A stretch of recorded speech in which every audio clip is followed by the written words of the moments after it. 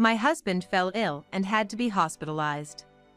Our granddaughter, Emma, approached her grandfather, Michael, with a smile and took something out of the bag she was holding. "Get well soon, Grandpa." It was a get-well-soon bear handmade by Emma. Emma. Michael received it with a surprised look, and the next moment, as if he realized something, he tore it up fiercely. "Hey, what are you doing? Don't trample on Emma's feelings." However, Michael's eyes were cold. "Don't you get it?" "Huh?" Prompted by Michael, I also took the piece of paper in my hand.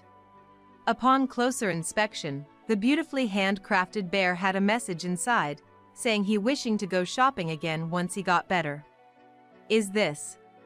I was lost in thought, staring blankly at the message, reminiscing about something that had happened just the other day. I'm not good at sewing. Emma had indeed said that. The warm atmosphere suddenly turned cold and heavy, and we all fell silent. Tonight's dinner is stew and fish and chips. Ah, that sounds like it'll go well with some drinks. Please, drink in moderation. The casual nightly exchanges between my husband and me. I, Mary Parker, have been married to Michael for 35 years. Michael runs a construction company, and life has been smooth sailing. Dad, I actually got some nice liquor from today's client, whispered our second son, Alex, to Michael. That's my Alex. Let's have some right away. Oh, Alex, don't spoil your dad too much. Of course, I know. Alex was fascinated by the buildings Michael had worked on as a child, studied hard to become an architect, and successfully obtained his first-class architect license. Not just in studies, Alex was well-liked and respected by many from his student days. Michael appreciated Alex's diligence and character, deciding him as his successor. Alex has always been good at capturing people's hearts. It's only natural. I smiled at Alex, scratching his cheek shyly, and then I glanced at my phone to see a notification for a message. It was from our eldest son, David, saying he couldn't get any time off for a while and wouldn't be able to come home. He must be busy as usual. David wanted to become a chiropractor, studied for 4 years at university, obtained his certification, and started living on his own right after graduation. When he was not living with Alex, David would always come home if he had a long vacation. I'm craving Mom's cooking, so I'll come home. Watching David come home and happily eat his fill of dinner became one of my joys. Our relationship was good, but in the spring of the 3rd year after David moved out, a new breeze blew.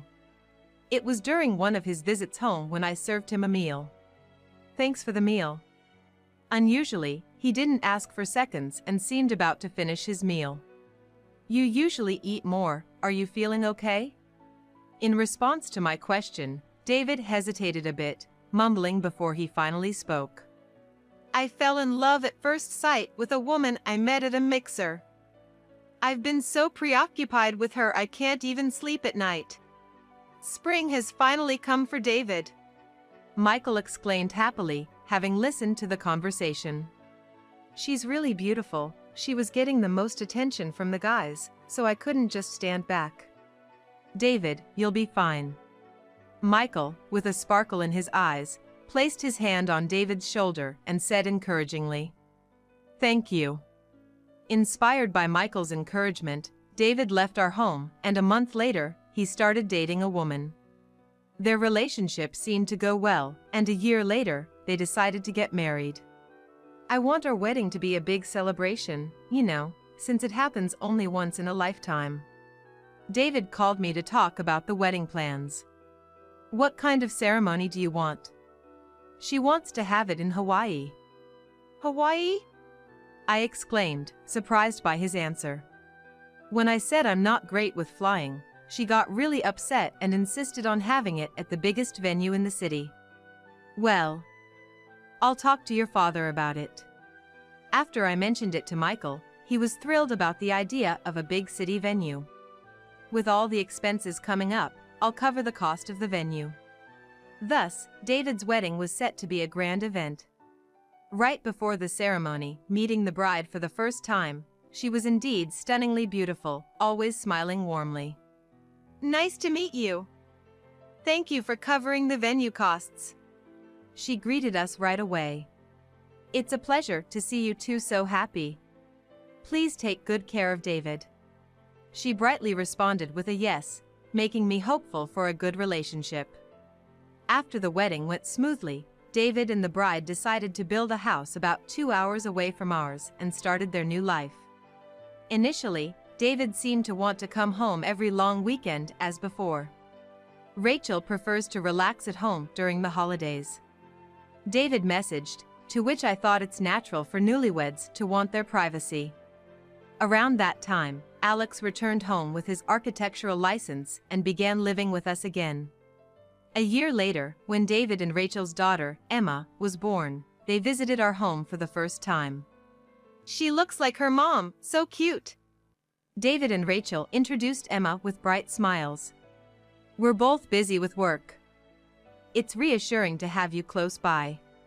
We're here to help whenever you need, just let us know." Alex also nodded in agreement with our words. "Thank you.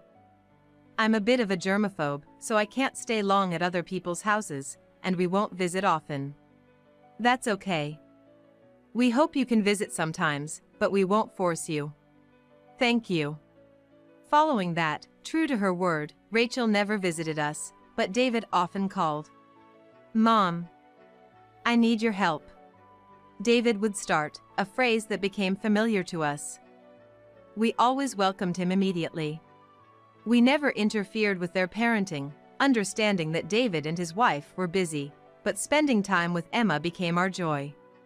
Time flew by, and before we knew it, Emma was in her 3rd year of elementary school, becoming very attached to us. On a day we took Emma shopping to replace the busy David and his wife, in a large mall. Emma's eyes sparkled with interest at everything. "Grandpa, what's that?" Watching the lady selling balloons with a bright, friendly smile, Emma looked at her curiously and asked. "That's called a balloon." "Balloon? It's filled with air, and if you don't hold it tight, it'll fly away into the sky." Michael explained, buying a balloon and securely handing it to Emma. "Wow! It's so light!" Emma danced around happily, laughing, while Michael melted with a tender expression. "Pretty cool, huh?" "Grandpa, thank you." Afterwards, Michael kept buying whatever caught Emma's eye. A few days after a delighted Emma went home, David contacted us again. "Looks like I'm going to be late again today," David said apologetically, and we told him not to worry, as we had already found several places where Emma could have fun. "This park is huge, so you can play a lot," Alex boasted with his arms wide open when Emma came over and we all went to the park. "Yay! I want to go on the swings." "All right, how about a swing competition then?" Alex, doting on Emma, played with her as if she were his own daughter, indulging her to the fullest. Emma, loving to move around, seemed to enjoy the park thoroughly. It was on one of these days, which we spent with Emma almost weekly, that something unusual happened. Michael started coughing badly from the morning, struggling with a cough that wouldn't stop. "Are you okay?" "Yeah. It's probably just the dry air," Michael said, trying to brush it off as nothing, but the coughing didn't subside, even with water and cough drops. "Dad, let me take you to the hospital." "I'm fine," Michael insisted, but his cough only got worse. Finally, he coughed up blood and collapsed. "Honey! Dad!" Alex rushed to Michael, calling out desperately, but Michael was unconscious and didn't respond. I quickly called an ambulance, and Michael was taken to the hospital, with Alex and me following in a taxi. At the hospital, Michael received immediate treatment and, fortunately, it wasn't a serious illness. He would be able to go home in a few days. Still, he would need to rest for a while. I went back home to get what he needed for the hospital stay and informed David. They said it was because of the change of seasons, but please don't push yourself too hard. I said, teary-eyed, holding Michael's hand. "Yeah, I'll be careful. Dad will be all right, you'll see." Relieved that Michael could respond properly, we decided to go back home. A few days later, while we were chatting with Michael, Emma came to visit with David. "Dad, are you okay?" Sorry for worrying you when you're so busy." "You seem better than I thought, that's a relief." While David and Michael talked in a warm atmosphere, Emma, unusually quiet, didn't say anything. "Emma, say hi to Grandpa." Even though Emma usually greeted Michael with a bright smile instantly, she looked tense even after David prompted her. Probably nervous about being in a hospital for the first time, I cheerfully said to Emma, "Emma, you're wearing that cute outfit today." Emma was wearing the outfit we gave her for Christmas. "Thank you." Distracted by the compliment about her clothes, her tense expression softened. Then, with a smile, Emma stepped closer to Michael and took something out of the bag she was holding. "Grandpa, get well soon." It was a handmade get well soon bear. Emma. Michael, taken aback, accepted them and scrutinized the cranes. Then, as if realizing something, he abruptly tore it apart. "Hey, what are you doing? Don't disregard Emma's feelings like that." But Michael's eyes were cold. "Don't you get it?" "What?" Urged by Michael, I too picked up a bear. On closer inspection, neatly folded inside the bear was a message wishing for Michael's recovery and expressing a desire to go shopping again once he was better. "This means?" "Yes." Emma didn't make this. The warm atmosphere turned cold and heavy, and we all fell silent. As I absent-mindedly stared at the handwriting in the message, I remembered something that happened just a few days ago. The news had reported record cold temperatures that day, and as usual, David called. "Sorry. Emma has a fever, and neither of us can come back right away." "That's tough. I'll go pick her up from the daycare right away." Emma, who had worsened her cold, was left in our care and had been bedridden for a while. "I hope you get well soon." While taking care of her, feeding her, and changing her clothes, I spent my free time folding cranes for her. Eventually, Emma, who had been delirious, gradually recovered thanks to the care. "Grandma." "Emma." Once she was able to speak, Emma blinked a few times and then noticed the bear I had made. "What's that?" "This is a get well soon bear. People send them wishing for someone's illness to get better." "Wow. I can't saw it all." "Oh, is that so? We'll do it together once you're better." "Yeah. Thank you, Grandma." Emma had indeed said that. It had only been a few days since that day, and it was just last week that her fever went down, and she was able to move around. Even if she had learned to saw by now, the bear in front of us was far better made than the ones I had created. Moreover, the handwriting in the message looked similar at first glance, but it was subtly different from the letters I secretly received from Emma. "Emma, I won't be mad, but please tell me who prepared this?" Michael asked, but Emma just bit her lip and shook her head. "Emma." No matter how much we asked, Emma remained silent, prompting Michael to sigh lightly and turn to David. "David, I've kept all the receipts for everything we've bought for Emma at home." "Huh, why all of a sudden?" David, still clueless, looked at Michael with curiosity. "We'll check those receipts at home. If something's missing, we'll review the security cameras." "What?" In fact, we had been feeling that something was off with Emma for a few months. Normally curious and enthusiastic about new discoveries and playing full out at the park, her attitude had gradually changed. It was on a day with pleasant weather, just like any other when we tried to take Emma to the park. "Grandpa, the park is boring." Emma had never been disinterested in the park before, so we were quite surprised. "Emma, are you feeling all right?" "No. I just want a new toy." "What about the play kitchen set we got you recently?" "It's boring." Emma, who had never been one to whine or complain, said so, which made us initially think it must be something significant for her to express dissatisfaction like that. I see. Emma is getting older, and maybe the toys aren't age-appropriate for her anymore. Michael reasoned, not entirely displeased to indulge his granddaughter's whim for the first time by buying her a new toy. However, Emma began to complain more frequently afterward. "Grandpa, I already finished the game you bought last time." "Really, already? It's only been a week. Aren't you playing too much?" Though we usually didn't comment on David and his wife's parenting choices, we couldn't help but question this. "Did you find the game that interesting?" "Yeah." "All right then. Pick something you'd like," Michael said, indulging Emma again by purchasing a new game for her. However, the games Emma requested were either not age-appropriate or were limited edition items of high value. "How was the last game, Emma?" Emma shook her head slowly, her face stern. "What's wrong? This isn't like you. I want that next." "What?" Ignoring Michael's words, Emma made another request. "Wasn't it fun, or something?" Emma remained silent, giving only a slight nod. "If you can't share your thoughts, I can't buy you a new game."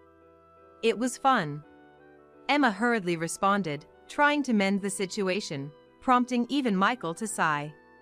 "Can you promise not to play too much?" "Yes, promise." While Michael continued to buy new games for Emma, he grew suspicious of her attitude and started keeping the receipts. Emma's requests extended beyond games to toys and clothes, yet she seldom shared her thoughts on them. Michael, not wanting to see Emma upset but also not wishing for her to grow up spoiled, gradually reduced the frequency of his purchases. Later, when I handed the bundle of receipts to David, an unexpected development awaited us. "Mom, Dad, I've never seen any of these," David exclaimed as he arrived at our house with Emma, right after Michael's discharge. "I thought so.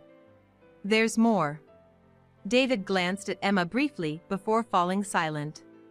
"Emma, why don't you play with your uncle for a bit?"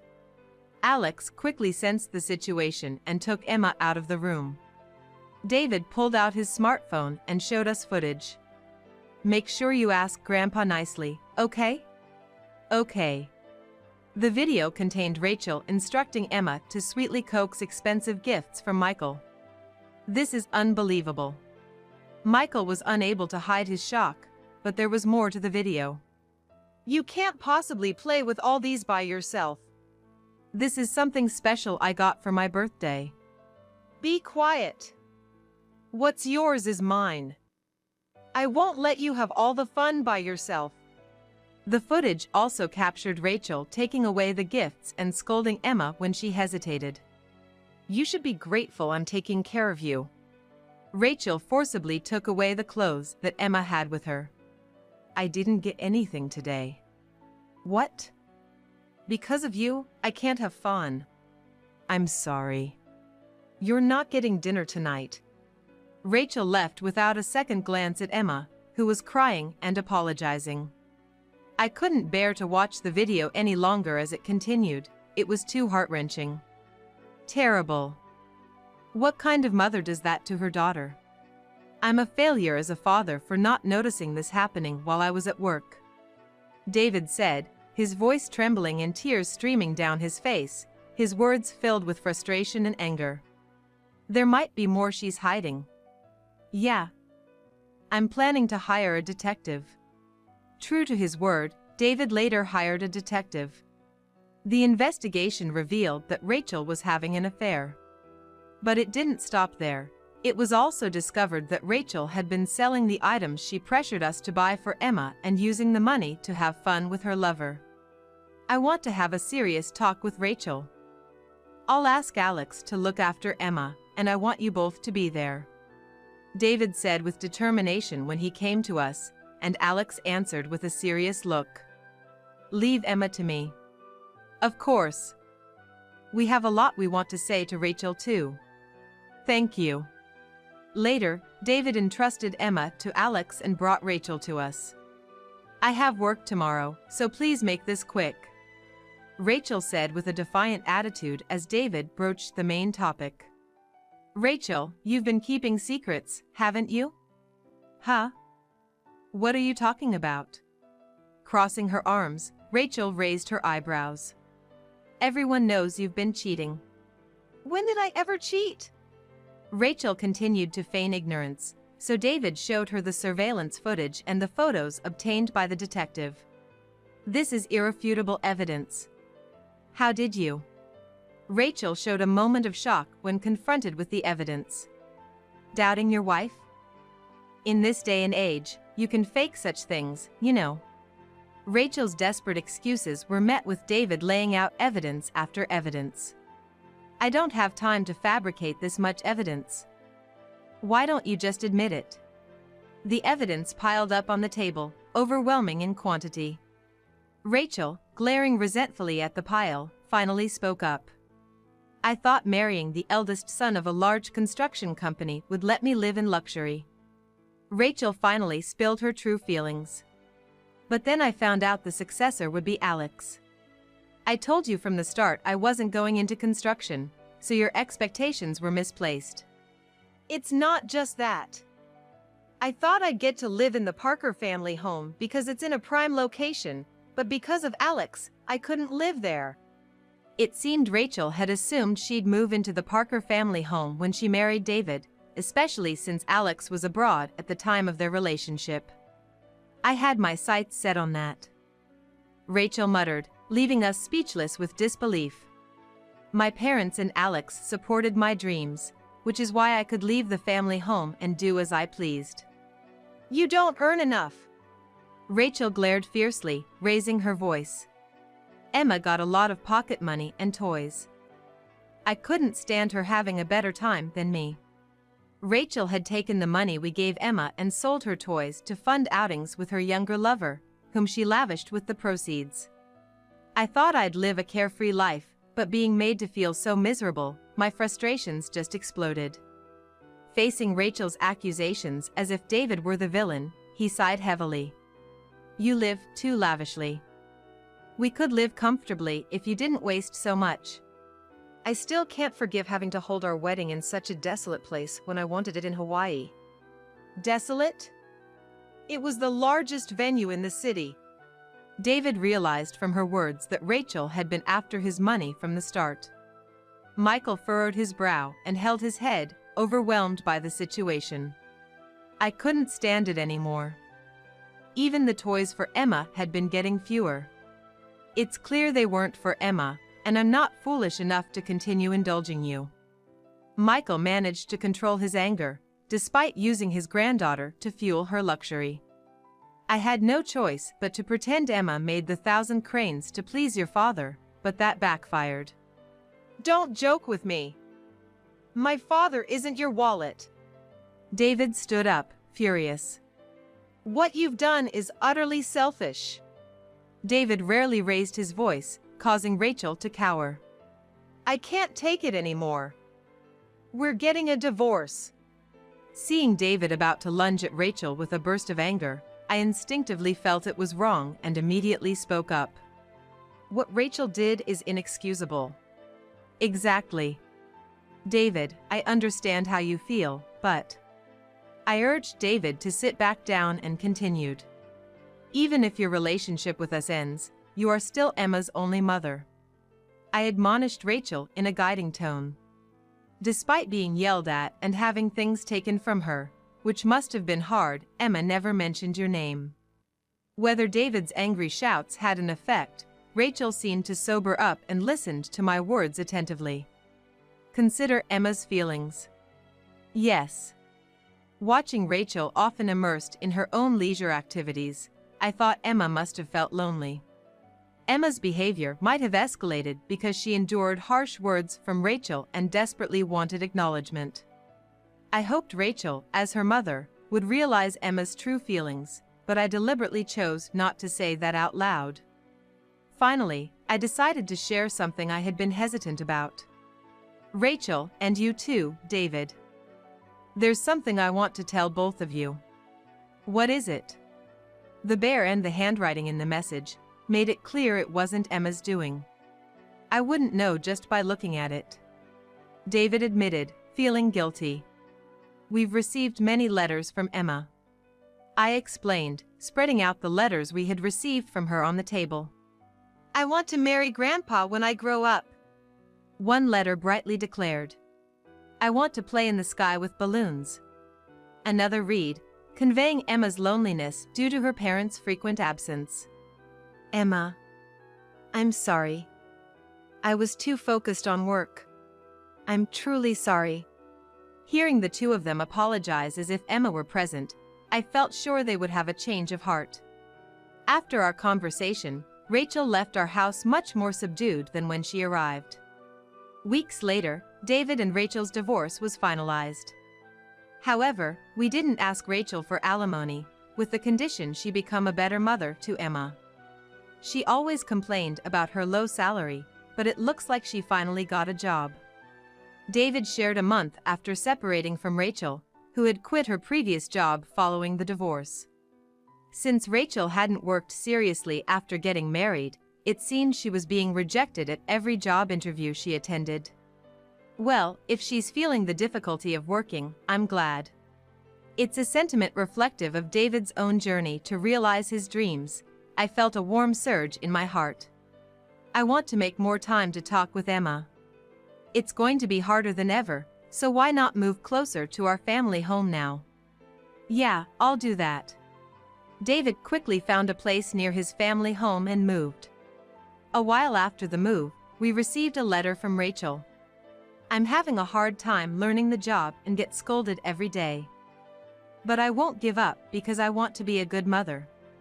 She's having a tough time. That's what being a part of society is all about. Michael's words conveyed support and expectation for Rachel. Once I save up some money, I want to buy Emma some toys. The letter concluded with Rachel's strong determination. I hope she works hard and changes for the better. My husband nodded firmly to my words. Since moving, Emma began visiting our house more frequently. The reduced travel time made it easier for us to support them, and David's life seemed more stable. However, Emma sometimes looked lonely, which worried me. It's unavoidable, but Emma must feel lonely with her mother suddenly gone. I shared my concern with David while watching Emma play with Michael and Alex. Yeah.